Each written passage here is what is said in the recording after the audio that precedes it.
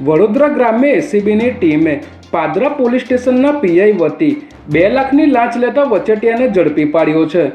Padra police સ્ટેશનના PI વીએ ચારણે ઝઘડાના કેસમાં લવ જેહાદનો ગુનો બતાવી કાયદેસરની કાર્યવાહી ન કરવા બદલ 6 લાખની લાંચ માગી હતી અને 2 લાખમાં સોદો નક્કી થયો હતો। ત્યારે ફરિયાદીએ એસીબીનો સંપર્ક કરી ફરિયાદ આપતા એસીબીની ટીમે અક્ષર ચોક ખાતે રજવાડી ટી સ્ટોલ સામે વોચ ગોઠવી લાંચ લેવા આવેલા પીઆઈના વચેટિયા સાજિદ અલી સૈયદને લાંચની રકમ સ્વીકારતા રંગે હાથ ઝડપી લીધો હતો। જ્યારે છટકાની જાણ થતાં પીઆઈ ફરાર થઈ ગયા હતા।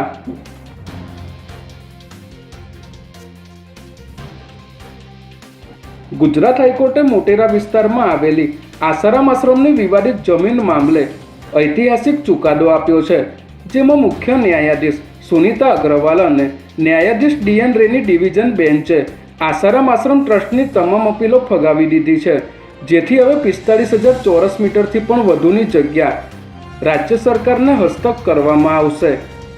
આ જમીન નરેન્દ્ર મોદી સ્ટેડિયમ અને સરદાર પટેલ સ્પોર્ટ્સ કોમ્પ્લેક્સની બિલકુલ નજીક આવેલી છે। ત્યારે હાઈકોર્ટના આ નિર્ણય બાદ હવે આ વિસ્તારને શહેરના ભવિષ્યના સ્પોર્ટ્સ હબ તરીકે વિકસાવવામાં આવશે।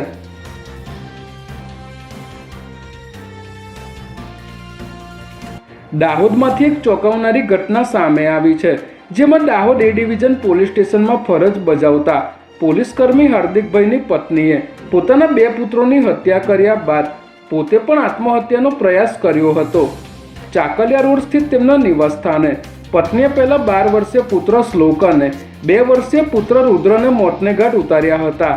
ત્યારબાદ ઝેરી દવા જેવો કોઈ પદાર્થ પીને આત્મહત્યાનો પ્રયાસ કર્યો હતો।